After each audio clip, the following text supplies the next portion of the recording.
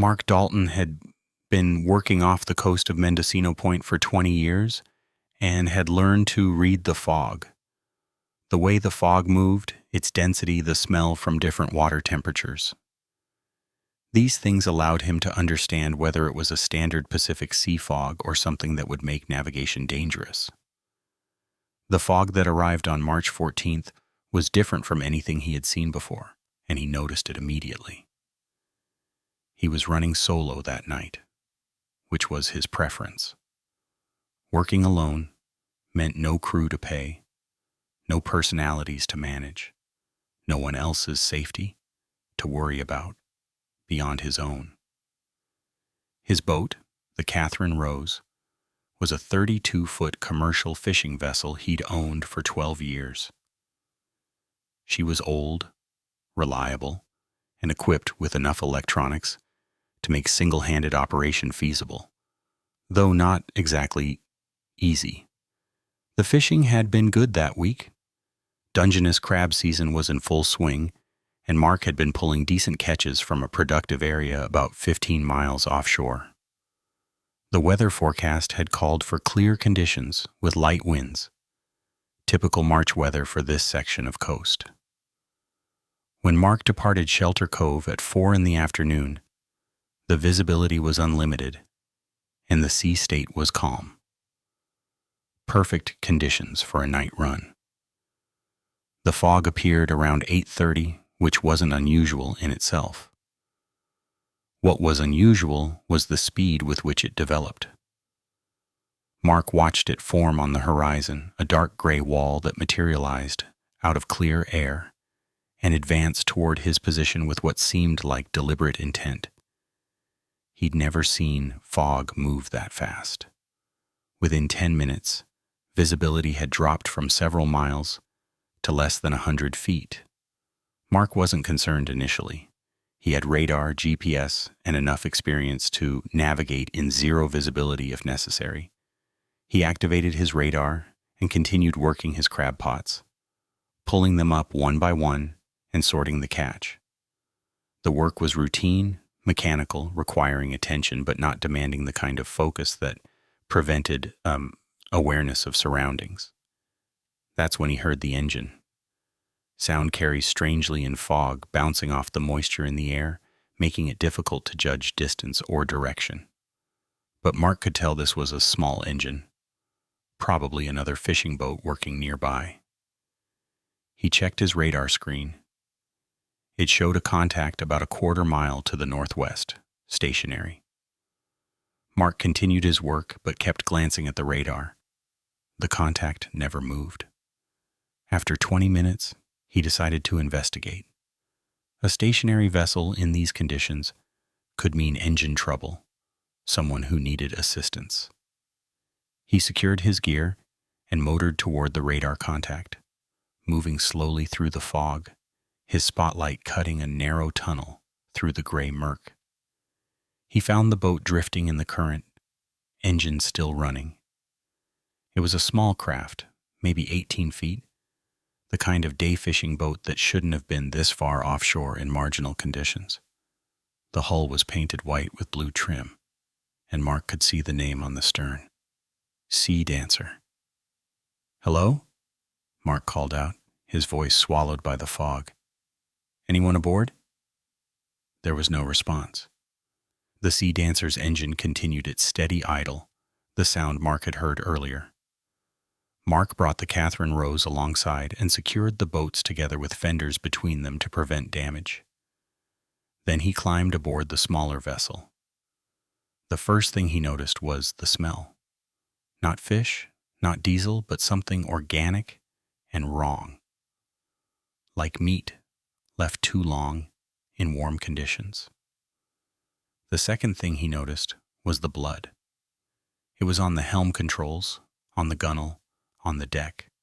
Not a lot of blood, but enough to be immediately apparent even in the limited light from Mark's spotlight. Mark pulled out his flashlight and examined the boat more carefully. The blood appeared relatively fresh, not yet completely dried. It was smeared on surfaces rather than pooled, suggesting movement, someone injured, trying to navigate or escape. The helm position showed the most concentration of blood, with handprints clearly visible on the steering wheel and throttle controls. There was no one aboard. No bodies, no injured fishermen, no indication of where the occupants had gone. The fishing gear was still in place, rods secured in their holders. A tackle box sat open on one of the seats, lures and hooks scattered inside. A cooler was wedged under the helm, closed. Mark opened the cooler. It contained ice, bottled water, and several sandwiches wrapped in plastic. No fish, no bait. The sandwiches looked recent, the bread not yet soggy from the ice. Someone had prepared for a day of fishing but hadn't caught anything yet, or hadn't had time to. He checked the boat's small cabin space. Sleeping bags were rolled up and stowed, along with life jackets and emergency supplies. Everything appeared organized. Normal, no signs of struggle inside the cabin, no blood. The anchor was up, secured properly. The engine showed 3/4 of a tank of fuel. The radio was off, which struck Mark as odd. He turned on the radio and tried calling on the standard maritime channels. "This is the Catherine Rose hailing any vessel. I've found an abandoned boat, the Sea Dancer, approximately 15 miles west of Shelter Cove. If anyone is monitoring, please respond." Static. He tried again on the Coast Guard emergency frequency, giving his position and describing the situation. This time he got a response. "Catherine Rose, this is Coast Guard Sector Humboldt Bay. Acknowledge your transmission. Can you confirm the vessel name and provide detailed description?" Mark gave them all the information he had. The Coast Guard operator asked about the blood, about signs of distress, about weather conditions in his location. Mark answered each question precisely, keeping his voice level even though he was starting to feel a creeping unease about the whole situation. "Catherine Rose, we have no reports of missing vessels in your area. Can you confirm the vessel's registration number?" Mark found it on the hull and read it back. The operator said they would check their database and get back to him. In the meantime, they asked if Mark could tow the Sea Dancer back to port or at least stay with it until they could dispatch a response vessel. Mark agreed to stay with it. He wasn't going to leave an abandoned boat drifting in these conditions, especially one that showed signs of potential injury or violence. He secured the tow line and began the slow process of bringing both vessels back toward shore, moving carefully through the fog. He'd been towing for maybe 20 minutes when he saw the light. It appeared off to starboard, maybe 50 yards away, just at the edge of his spotlight's reach. A faint glow, yellowish, moving slowly parallel to his course. Mark turned his spotlight toward it, but the beam couldn't penetrate the fog well enough to identify the source. "This is the Catherine Rose calling unidentified vessel at my starboard beam. Please identify yourself." No response. The light continued moving, maintaining distance. Mark checked his radar. It showed no contacts in that direction, which didn't make sense.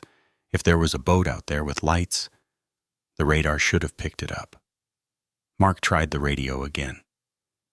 "Unidentified vessel, you're showing a light but not responding to radio calls. Please acknowledge."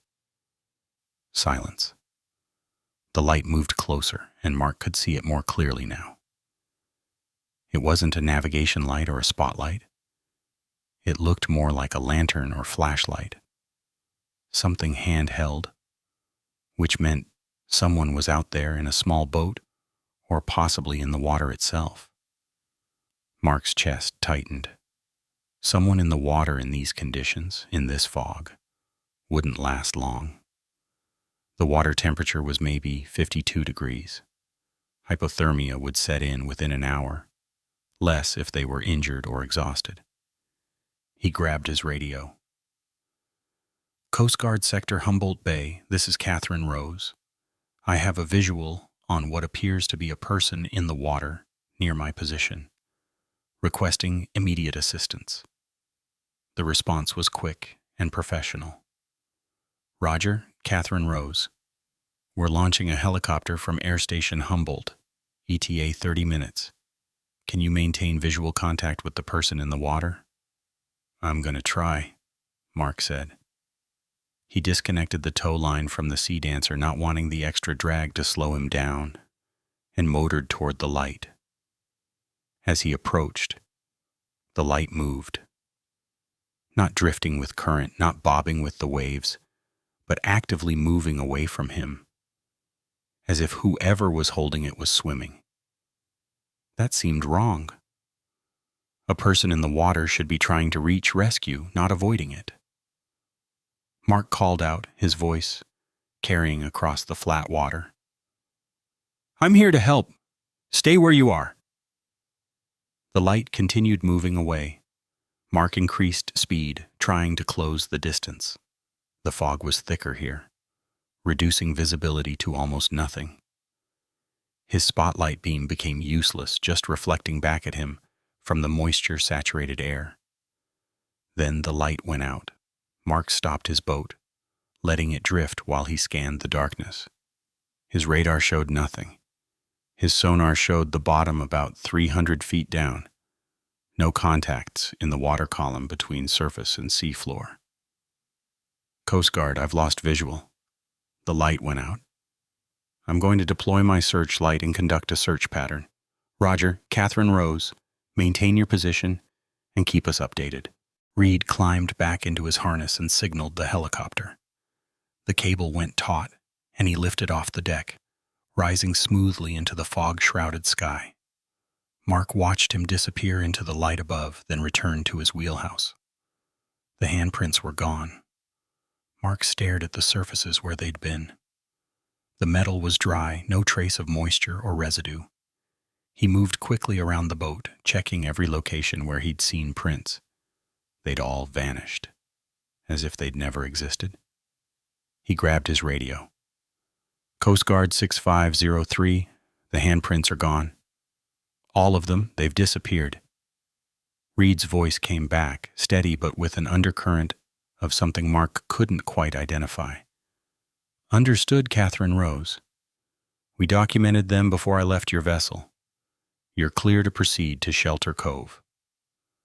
Mark started his engine and turned toward shore, navigating by GPS through the fog. The trip back took 90 minutes. The fog began to thin as he approached the coast, and by the time he reached Shelter Cove, visibility had improved to nearly a mile.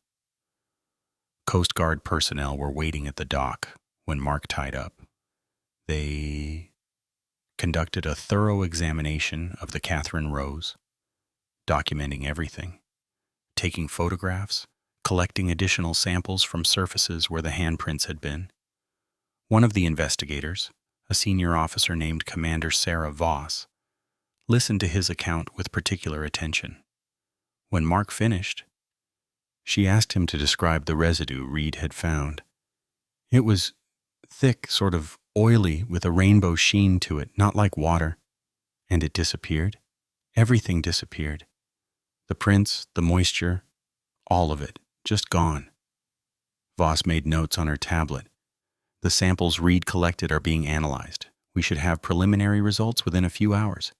In the meantime, I need to ask, have you experienced anything like this before? Any previous incidents that seemed unusual or unexplained? No, nothing like this. 20 years on the water, and I've never seen anything I couldn't explain. Until tonight. Until tonight. Mark spent the rest of that night in a Coast Guard office, drinking coffee that had gone cold hours ago, and waiting for updates that never seemed to come. Commander Voss checked in periodically, her expression carefully neutral, in a way that told Mark she was learning things she didn't want to share yet. Around 4 a.m, she finally sat down across from him with a folder that she placed on the table without opening it. The lab results came back on the residue samples, she said. They're unusual. Mark waited. The substance doesn't match any known biological or chemical compounds in our database. It has organic components, but the structure is wrong. The lab technician said it looks like cellular material, but not from any organism she could identify. What does that mean? It means we don't know what left those handprints on your boat. Voss opened the folder and pulled out several photographs. They showed the handprints Reed had documented, clear impressions on metal and glass. These are definitely human handprints. The size and proportions match adult human hands. But the substance they left behind isn't human tissue residue. Mark looked at the photographs, feeling that unease return. What about the sea dancer? Did you find it? We recovered it about 2 hours ago. It's being examined now. The blood we found matches what you described. Relatively fresh, smeared on surfaces. We're running DNA analysis trying to identify whose blood it is. And the person with the light, the one in the water?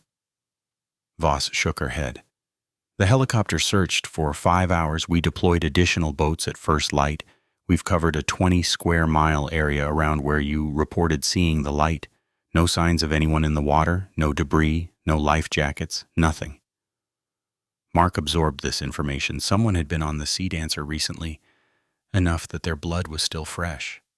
That same someone had apparently left the boat and been in the water with a light, and then had somehow approached Mark's vessel and left handprints made of an unidentifiable substance. I know this sounds crazy, Mark said slowly, but those handprints appeared while I was watching. I'd check an area, find it clear, and when I looked back, new prints would be there.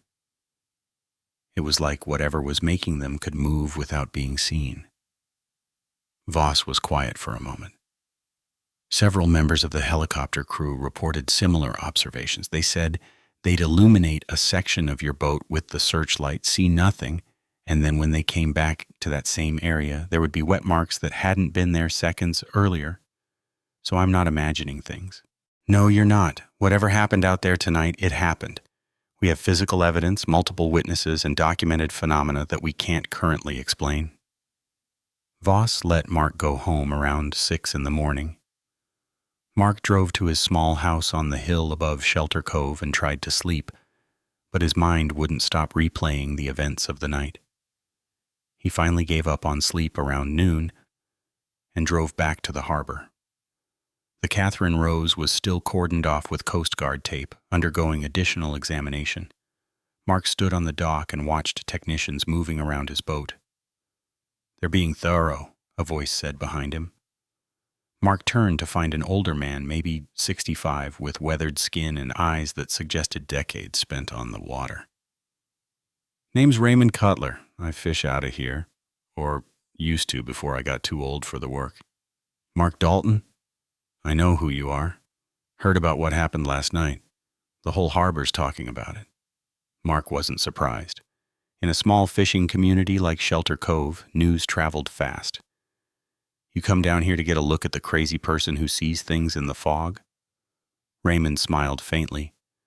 I came down here because what happened to you last night happened to me 32 years ago. Same waters, same fog, same handprints that nobody could explain. Mark stared at him. You're serious. Serious as cancer. March 1991. I was running crab pots about 16 miles out when fog rolled in faster than anything I'd seen before. Found an abandoned boat with blood on the deck. Saw lights in the water that moved wrong. And when I got back to port, my boat was covered in handprints made of something that wasn't quite water. What did the Coast Guard say? Same things they're probably telling you. Unusual phenomenon, unexplained occurrence, under investigation. The investigation went on for about 2 months. They never found out what caused it. Eventually they filed it away and moved on. Did it happen again? To you or anyone else? Raymond shook his head. Not to me. I kept fishing these waters for another 15 years before I retired, and I never experienced anything like it again. But there have been other reports over the years, not frequent, maybe once every decade or so. Always the same pattern: dense fog, abandoned boat, lights in the water, strange residue. Why doesn't anyone talk about it? Because talking about it makes you sound unstable. Fishermen who report strange occurrences get reputations as people who see things. That's bad for business. Most people who experience it keep quiet, file their report with the Coast Guard, and move on. So what do you think it is? Mark asked. Raymond was quiet for a long moment, looking out at the water beyond the harbor entrance. I've thought about that question for 32 years. Best guess? There's something in the water out there, something that exists in conditions most boats avoid. Dense fog, specific currents, maybe certain temperature gradients. Whatever it is, surfaces occasionally, interacts with vessels it encounters, and then disappears. A Coast Guard officer emerged from the Catherine Rose. Mr. Dalton, we've completed our initial examination. You're clear to take your vessel out, but we'd appreciate it if you'd avoid the area where the incident occurred for the next few days while we continue investigating. After the officer left, Raymond put a hand on Mark's shoulder. You'll get through this. Give it time. The intensity of what you're feeling right now will fade. The questions will remain, but they'll stop keeping you awake at night. Mark returned to the water 3 days later. His first trip back offshore was during daylight hours, clear weather, no fog in the forecast. He worked his crab pots methodically, falling back into familiar routines. Everything appeared normal. But he found himself checking his radar constantly, watching for unusual contacts. Every time visibility decreased even slightly, his chest would tighten, and he'd have to consciously calm himself. He was hauling his last pot around 3 p.m. when his radio crackled to life. All vessels, this is Coast Guard Sector Humboldt Bay with an urgent marine information broadcast. We've received reports of an abandoned vessel drifting approximately 12 miles west of Cape Mendocino. The vessel is described as a white fishing boat, approximately 20 feet in length. Mariners are advised to avoid the area and report any sightings to the Coast Guard immediately. Mark checked his GPS. He was about 8 miles west of Cape Mendocino, within the general area being discussed. His radar showed no contacts nearby. But the abandoned boat could be just beyond his radar range. He should have turned away. The Coast Guard had specifically asked vessels to avoid the area. But something drew him toward those coordinates. Curiosity, or maybe the need to face what had happened to him, to prove to himself that he could handle another encounter. Mark altered course, heading northwest toward the reported position. His radar began showing a contact after about 15 minutes of travel. Small vessel, stationary, matching the description from the Coast Guard broadcast. As he approached, Mark could see it was indeed a fishing boat, similar in size and configuration to the Sea Dancer. This one was called Morning Light, and like the Sea Dancer, its engine was still running at idle. Mark circled the vessel slowly, examining it from a distance. He could see no one aboard, no signs of obvious damage. The boat drifted with the current, its helm unmanned, going nowhere. He radioed the Coast Guard, reporting his position and visual confirmation of the abandoned vessel. They asked him to stand by while they dispatched a response team. Mark agreed, but didn't attempt to board the Morning Light. He'd learned his lesson about approaching abandoned boats without backup. The wait was maybe 20 minutes. Mark kept his distance, circling the Morning Light at about 50 yards, watching it carefully. Nothing changed.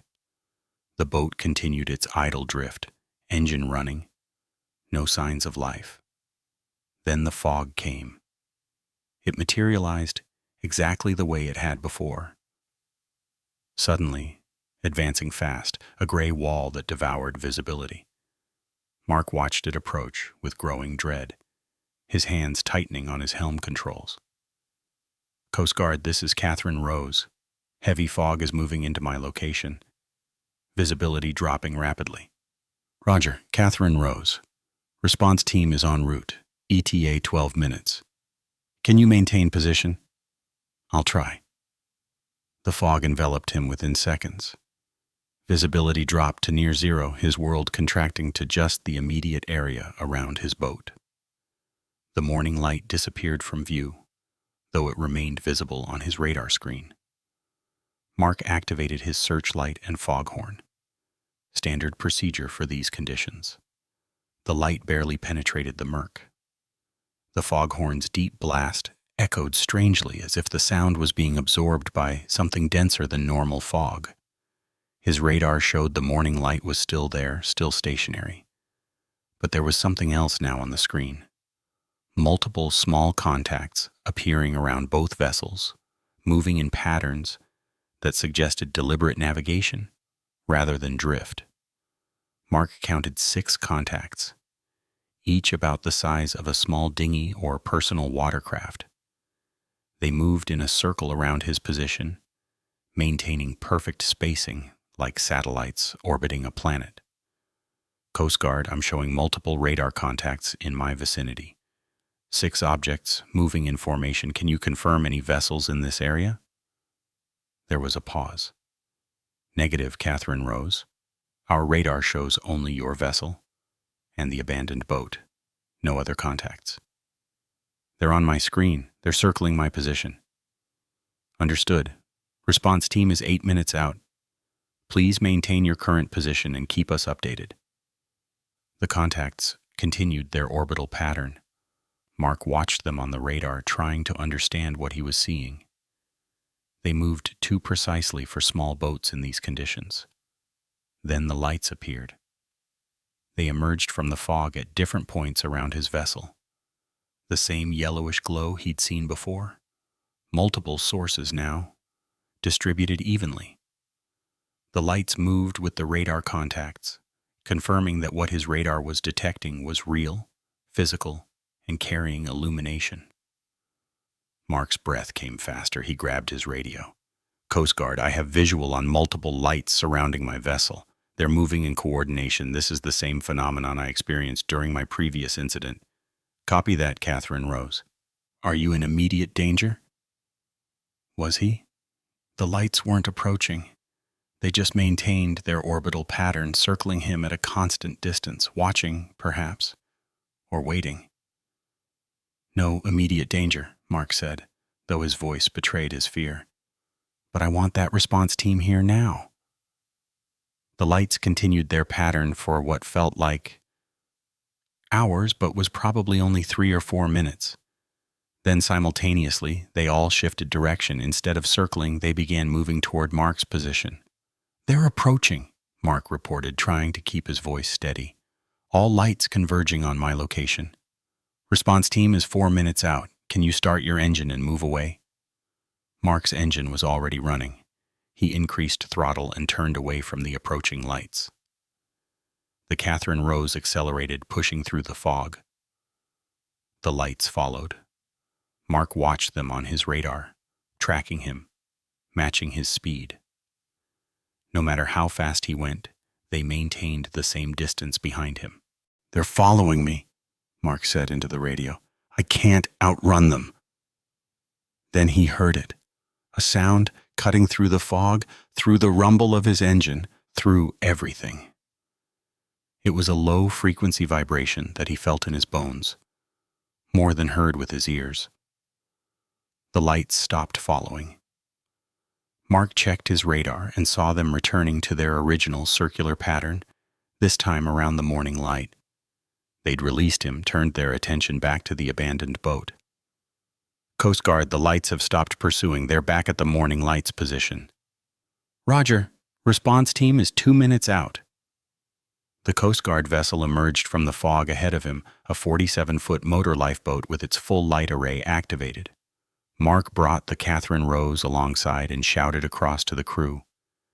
There's something in the fog around that abandoned boat.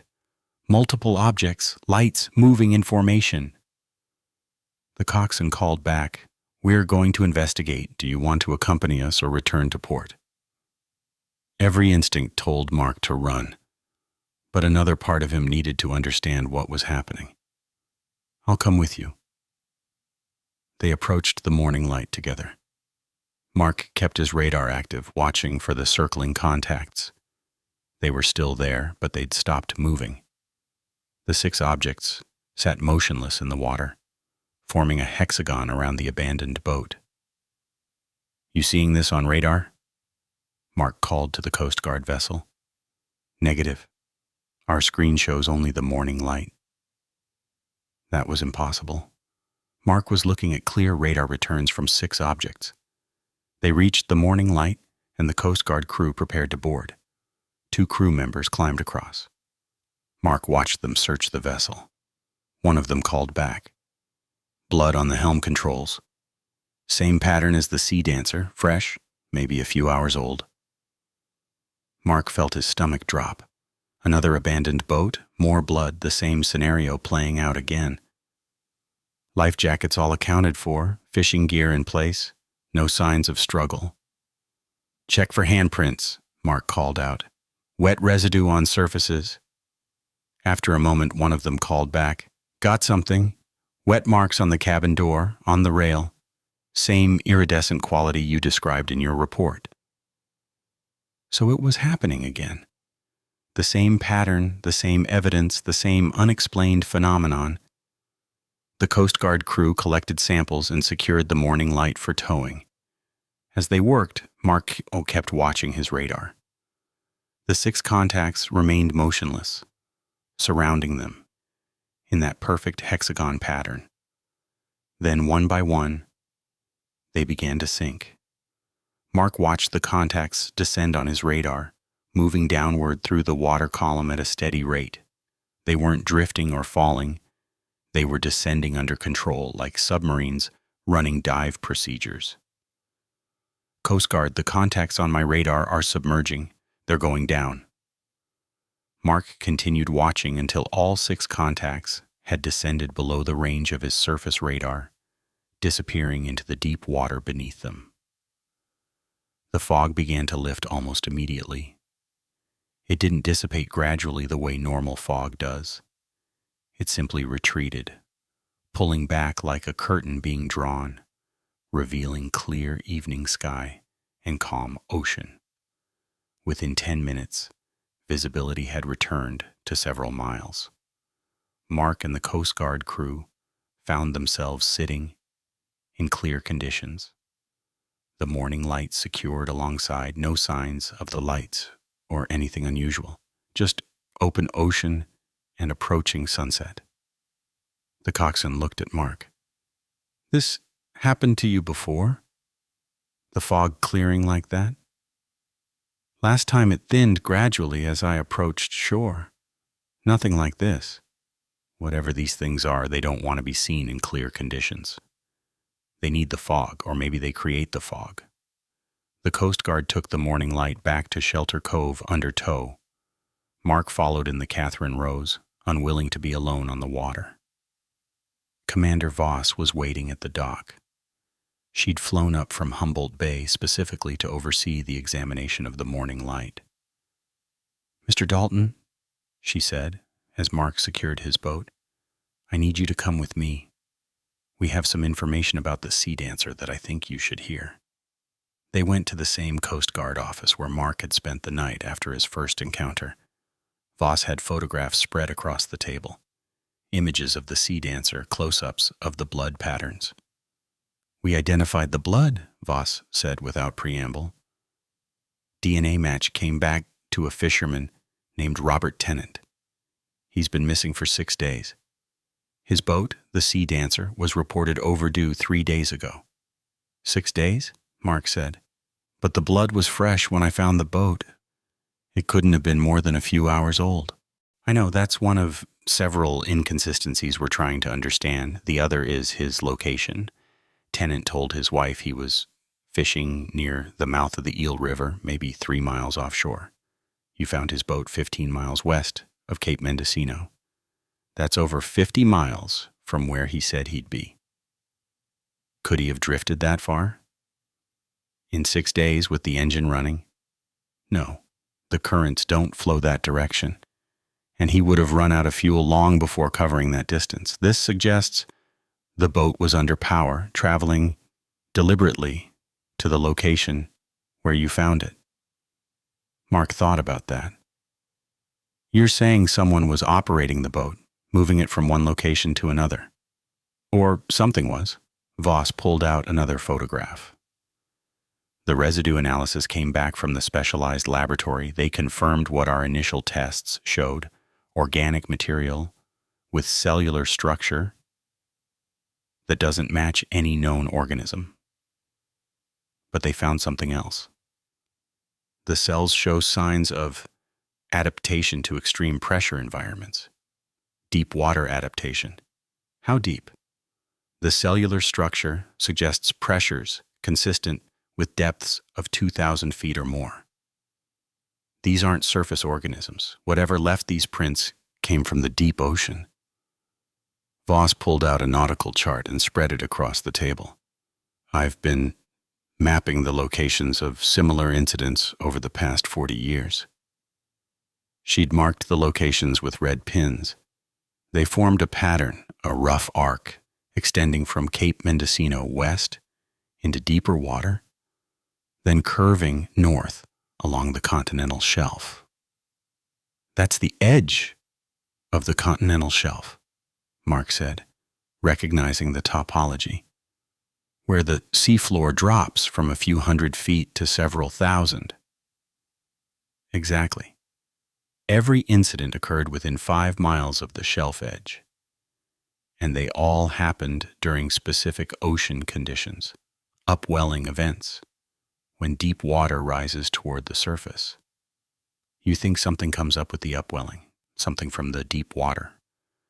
I think we're seeing evidence of organisms or phenomena that exist in the deep ocean and occasionally rise closer to the surface during specific conditions. The fog might be a byproduct of the temperature differential between the deep water they bring with them and the warmer surface water. Mark studied the chart, counting the red pins. There were 14 incidents marked, spanning 4 decades. How many people have disappeared? 23 confirmed missing, presumed lost at sea. Another dozen cases where fishermen reported unusual encounters but survived. You're one of the survivors now. The weight of that settled on Mark. 23 people gone, taken by whatever lived in the deep water beyond the continental shelf. What about the morning light? Mark asked. Have you identified whose blood that is? Running the analysis now should have results by tomorrow, but I expect it'll match another missing fisherman. Voss's prediction proved correct. The blood from the morning light belonged to Thomas Carver, a 52-year-old fisherman from Eureka, who'd been reported missing 4 days earlier. Mark tried to return to his normal routine, but everything had changed. He still needed to fish, but every trip offshore now carried a weight of fear that hadn't been there before. He checked weather reports obsessively, avoiding days when upwelling was predicted. He stayed closer to shore, working areas where the water was shallower. Other fishermen in the fleet had heard about his experiences. Some avoided him, treating him as someone whose bad luck might be contagious. Others sought him out, wanting to hear the story firsthand. A fisherman named Carlos Mendez approached him at the harbor one evening. Carlos was younger than Mark, maybe 35.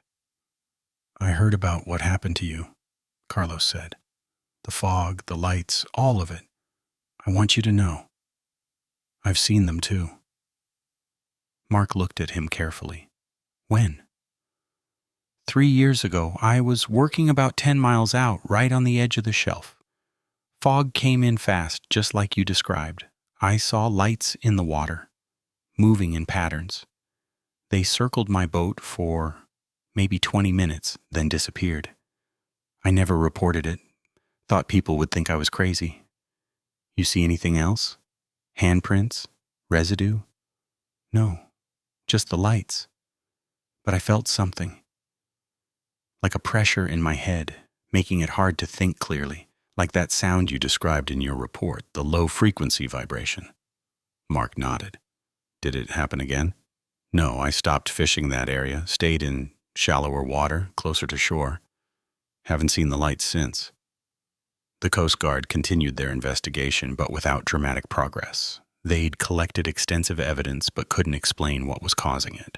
Commander Voss called Mark in mid-April. We're suspending active investigation, she said, her voice carrying frustration. We've exhausted our analytical capabilities. We're issuing a marine information bulletin to all vessels working this section of coast, warning them about the potential for unusual conditions near the continental shelf during upwelling events. Mark continued fishing through April and into May. He started to relax slightly, to believe that perhaps the worst was over. Then on May 23rd, the fog came back. Mark was working about 12 miles offshore. The day had been clear, the ocean calm. Around 4 in the afternoon, he noticed the horizon darkening to the west. He recognized it immediately.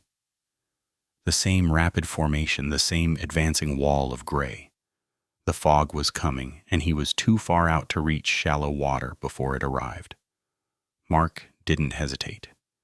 He secured his gear as quickly as possible and turned toward shore at full speed. But the fog was faster. It caught him about 8 miles from the coast. Mark grabbed his radio. Coast Guard Sector, Humboldt Bay, this is Catherine Rose. I'm experiencing rapid fog formation at my location. Same characteristics as previous incidents. Roger, Catherine Rose. We're dispatching response assets to your position. ETA 25 minutes. Can you maintain course toward shore? Affirmative. Continuing east at maximum speed. Mark kept his engines running hard, navigating by GPS. His radar showed nothing at first. Then contacts began appearing. 6 of them, forming that familiar hexagon pattern, positioned ahead of him, between his boat and the shore. They were blocking his escape route. Mark altered course, turning north to go around the pattern. The contacts moved with him, repositioning to maintain their blocking position. He tried turning south. Same result. They anticipated his movements, prevented him from reaching shallow water. Coast Guard, I'm showing 6 radar contacts in formation ahead of my position. They're blocking my route to shore. Mark reduced speed, unsure what to do. He couldn't outrun them. He couldn't go around them. He was trapped, held in place by whatever was in the water. Then the lights appeared. Not circling this time. They formed a line, a wall of yellowish glow extending across his path. And behind the lights, Mark could see shapes in the water. Massive shapes, partially submerged. The pressure began, that subsonic vibration he'd felt before, but stronger now. Mark's vision blurred. His head pounded. He grabbed the helm to keep from falling. Through the fog and his distorted vision, Mark saw something rise from the water ahead of him. It was large, much larger than his boat, covered in what looked like pale gray skin. It had appendages that reached upward, water streaming off them. The thing regarded him. Mark felt it looking at his boat with intelligence, with awareness. And in that moment he felt communication that wasn't words but something deeper, something that bypassed language. Turn back, deep water. Not for you. The message was unmistakable. Whatever these things were, they were territorial. The deep water beyond the continental shelf was theirs, and they didn't want human vessels there during their ascents. The pressure released. Mark's vision cleared. The massive shape sank back below the surface, and the lights began to move, no longer blocking his path, but forming a corridor, guiding him parallel to the coast rather than directly toward shore. Mark understood. They weren't trying to harm him. They were redirecting him, moving him away from their territory while still allowing him to reach safety. He turned his boat to follow the corridor they'd created. For 20 minutes, Mark followed the lights through the fog. They led him north along the coast, then turned east when he was well clear of the continental shelf edge. The fog began to thin. When Mark could finally see clear air ahead, the lights stopped at the fog boundary. Mark looked back at them one final time. 6 lights floating in the gray murk, marking the edge of their territory. Then they faded, and the fog retreated back toward open ocean. The Coast Guard helicopter found Mark 15 minutes later. They escorted him back to port. Commander Voss was at the dock. "You're becoming a regular at these incidents, Mr. Dalton." "Not by choice." Mark described everything, including the mental communication. Voss recorded it without judgment, though he could see skepticism in her eyes. "You understand how that sounds," she said when he finished. "I understand it sounds impossible, but I know what I experienced. Those things, whatever they are, they're intelligent, they communicate, and they're territorial. They don't want us in the deep water when they're there." Mark didn't return to fishing immediately. He took a few weeks off, spent time on land.